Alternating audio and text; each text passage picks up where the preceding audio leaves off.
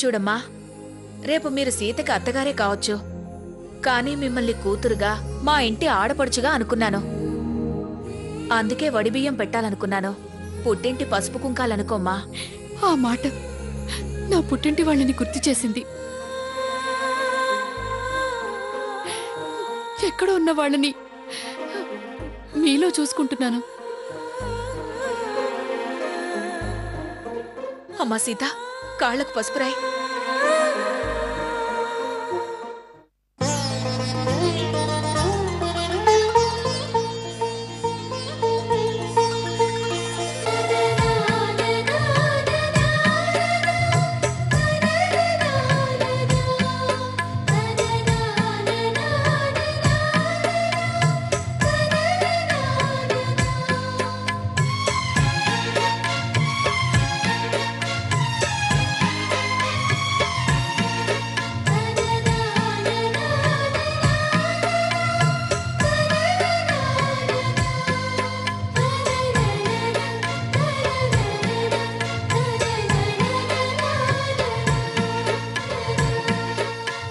వడిబియ్యం పట్టమ్మా.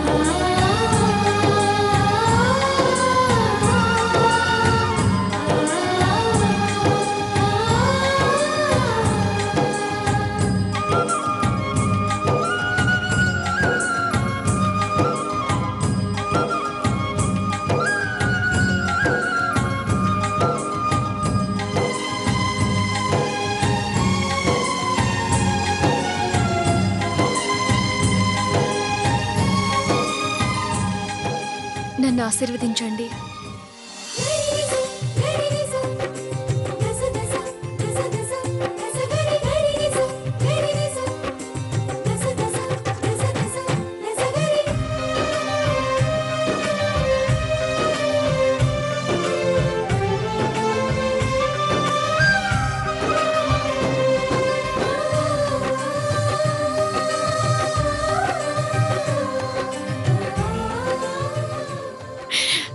మంచితనమే మీ ఆస్తిపాస్తులు 10 కాలాల పాటు సుఖ సంతోషాలతో చల్లగా వర్తిల్లాలి.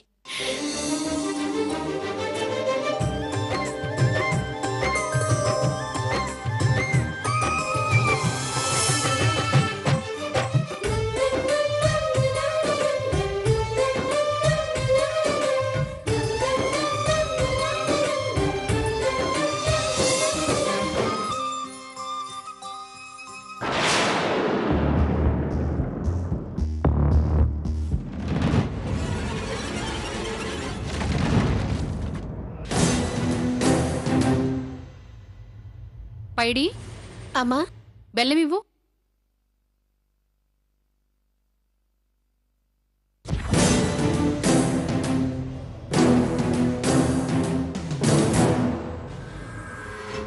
అయ్యార్, రే అయ్యార్. అయ్యర్ కూరగాయలకెళ్ళినాడమ్మా. వంటగదిలో చక్కెర పొంగలి వాసన వస్తుందేంటి? చిన్నమ్మగారు చక్కెర పొంగల్ చేస్తున్నారమ్మా. లక్ష్మి చక్కెర పొంగలి చేస్తుందా?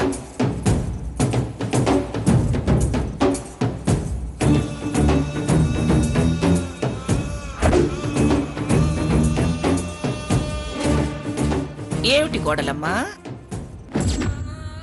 చక్కెర పొంగలి చేసావంట? అన్నదానానికి అన్నము సాంబారు చాలు, చక్కెర పొంగలి దద్దోజనం పెట్టరు. అత్తయ్య గారు, సావిత్రమ్మ గారిచ్చిన ఒడిబియ్యంతో చక్కెర పొంగలి చేసి వాళ్ళకి కాస్త ఇద్దామని వెళ్తున్నాను.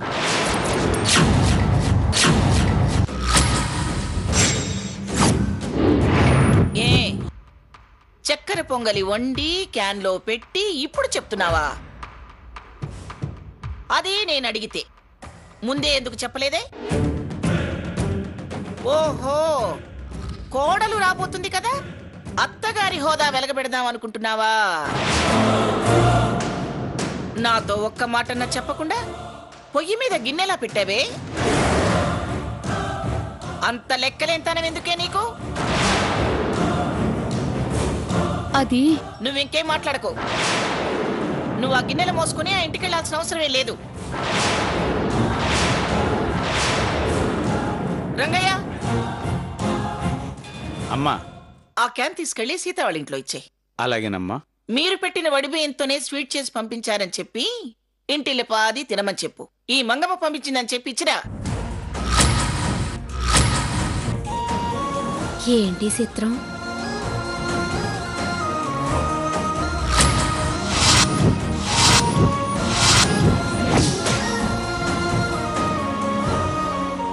ఆగు రంగయ్య.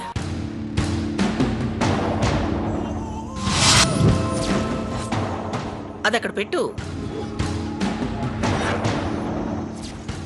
నువ్వు వెళ్ళాల్సిన పని లేదులే. నువ్వు పెద్ద కారు తీసుకుని రెడీగా ఉండు. అలాగేనమ్మా. లక్ష్మి, నేను నీతో వస్తాను పద. నువ్వు ఒడిపట్టి తెచ్చిన బియ్యంతో చక్కెర పొంగలి చేసి వాళ్ళ నోరు తీపి చేయాలనుకుంటున్నావు కదా? నీ కోరికని నేను వెంటుండి తీరుస్తాను. పద వెళదాం.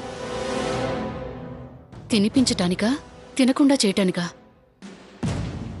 సీత పుట్టింటి వారు మన వియ్యాలు వారు కదా, మర్యాద ఇవ్వాలి కదా. అందుకే నేను నీతో వస్తున్నాను. నువ్వు ప్రేమతో వెళ్ళడం లేదే, ఏదో నూరిపోయటానికి అని నాకు తెలుసు. నువ్వు తాడి తంతే నేను నీ తల తంతానే. పదమ్మా. పైడి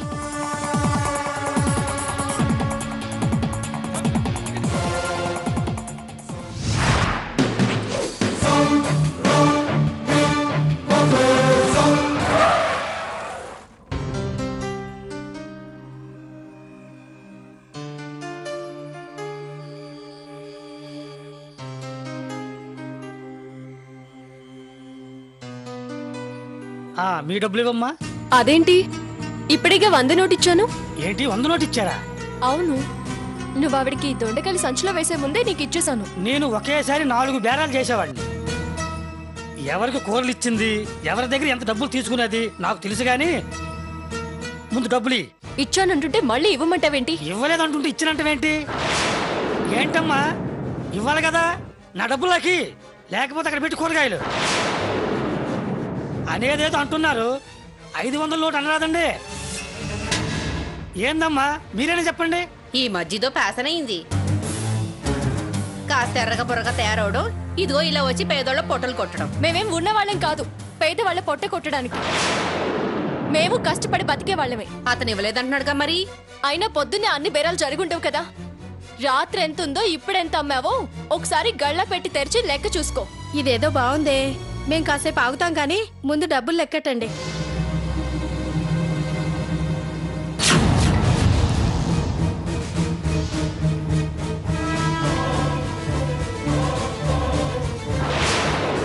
ఇప్పుడేమంటావు? తప్పు అయిపోయిందమ్మా. నా పరువు బజార్లో తీసి ఇలా ఒక మాట అంటే సరిపోతుందా? సందు దొరికితే చాలు అందరూ నోర్లు పారేసుకునేవాళ్ళే. మీరేం చూస్తున్నారు? వెళ్ళండి.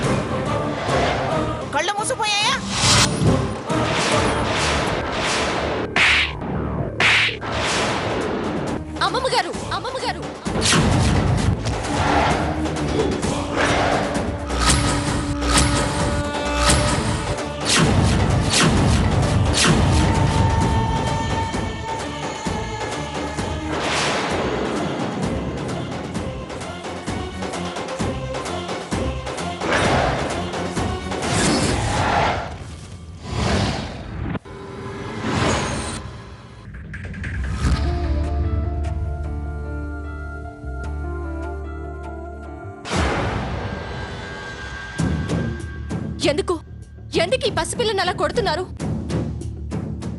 పిల్లల్లో దేవుణ్ణి చూస్తానన్నారు, ఇదేనా చూడ్డం? అసలు మా ఇంటికొచ్చి మా పిల్లల్ని కొట్టే అధికారం మీకెవరిచ్చారు?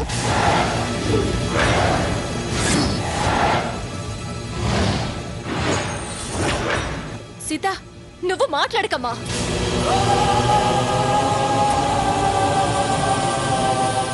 గౌరవాలిస్తే కాపాడుకోవడం తెలియాలి. చూడు, ఇది ఎంత భయపడిపోతుందో. వీళ్ళ తండ్రి హాస్పిటల్లో ఉన్నాడు, తల్లి భర్తకి తోడుగా అక్కడే ఉంది. నాతో చను ఉండి నా వెంటొచ్చారు. పిల్లలన్నాక పొరపాట్లు చేస్తారు, అంత మాత్రాన కొట్టడివేనా? మీకు చెప్పాల్సి రావడం నా దురదృష్టం.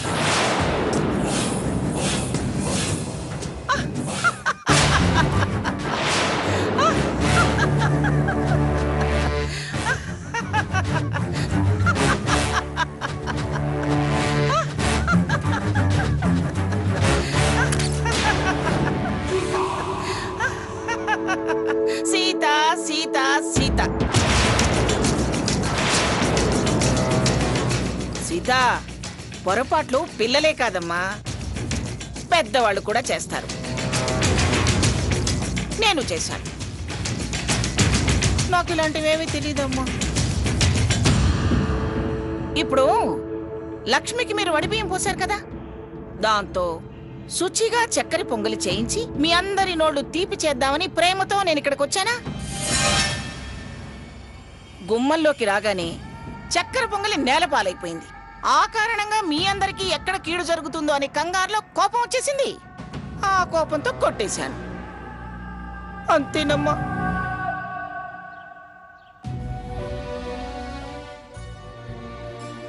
అంతేగాని దయా దాక్షిణ్యాలు లేని రాక్షసుని కానమ్మా. పొరపాటు చేసి పరాయిదాన్ని అనిపించుకోవాల్సి వచ్చింది. నా మనవరాలతోనే నీకేం అధికారం ఉందని అడిగించుకోవాల్సి వచ్చింది.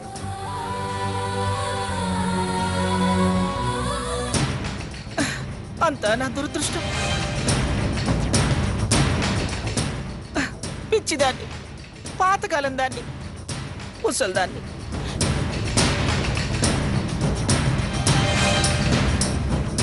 తొందరపడ్డానమ్మా.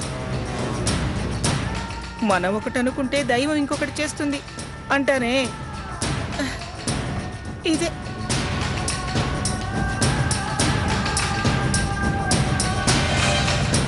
పిల్లలంటే పిచ్చి ఆపేక్ష పడేదాన్ని. రామా, నా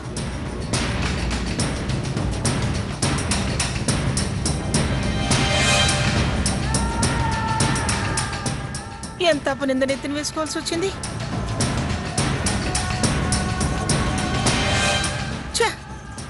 నా మనవరాలే నన్ను ఇంత మాట అన్నాక నా మీద నాకే అసహ్యం వేస్తుంది.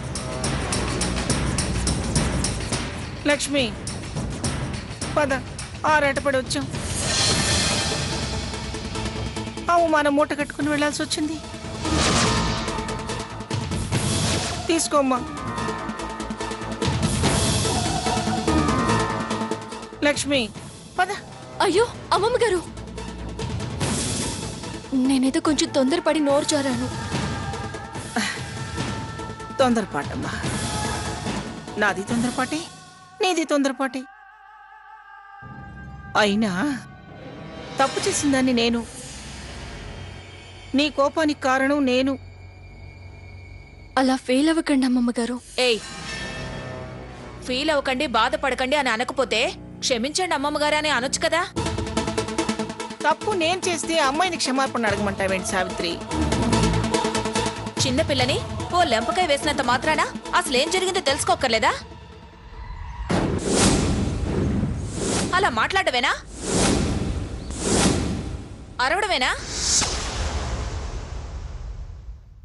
సీత, ముందు పిన్నిగారి కాళ్ళకి నమస్కారం చేసి క్షమాపణ చెప్పు.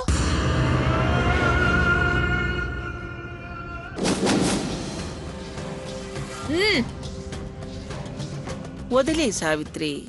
మీరాగండి. ఏం సీత, ఇంకా నిలబడి చూస్తున్నావే? చెప్పు.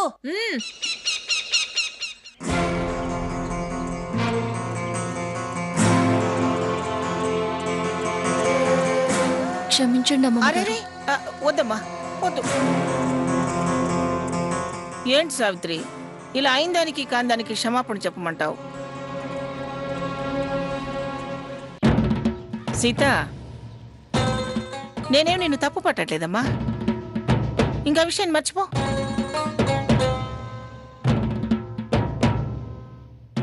ఆ, నాకు ఆలోచన వచ్చిందిరా.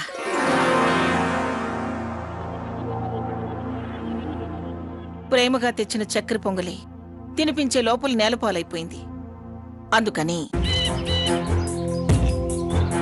తినిపించడం కాదు, అందరం కలిసి సరదాగా మీ ఇంట్లో వెన్నెల్లో భోజనం చేయాలనుంది. ఆ వేళ సీత ఆవకాయ పచ్చడి అన్నం అందరికీ తినిపించిన దగ్గర నుంచి మీతో కలిసి భోంచేయాలనే కోరిక అలా మిగిలిపోయింది సావిత్రి. అదిలా నెరవేరబోతుందన్నమాట. అలాగే చేద్దామండి. 5 నిమిషాల్లో వంట రెడీ చేసేస్తాను. నీకెందుకు శ్రమ సావిత్రి, నేను మా అయ్యారికి ఫోన్ చేసి అన్ని పట్టరమ్మంటాను. మీ ఇంట్లో చేయించి తెచ్చి ఇక్కడ తినడం ఏం బాగుంటుంది? ఒకరికి 4 ఆడవాళ్ళం ఉన్నాం. ఎంతసేపు చేస్తాం? అయ్యో, ఇంకా మీ మా అంటావేంటి సావిత్రి? మనందరం ఒకటే పిచ్చిదానా. మనమంతా కలిసి సరదాగా తిందామనుకుంటుంటే నువ్వు వంట వంట అంటావేంటి? ఉండు. అరే అయ్యర్,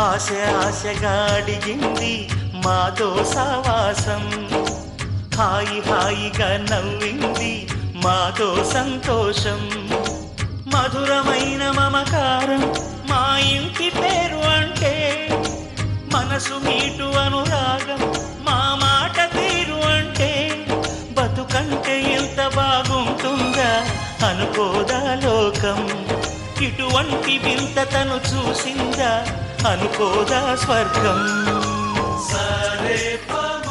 మా ఇంటి వంట మీ ఇంటి విందు ఎలా ఉంది సావిత్రి? మా ఇంటి వంట మీ ఇంటి విందు ఎప్పుడు పిన్ని గారు? మాతో ఏమిటి బదులు తీర్చుకుందాం అనుకుంటున్నావా? ఆ, అలా కాదండి. అయితే ఇంకా విషయం మర్చిపో. ఇప్పుడు జరిగేదాని గురించి ఆనందపడు.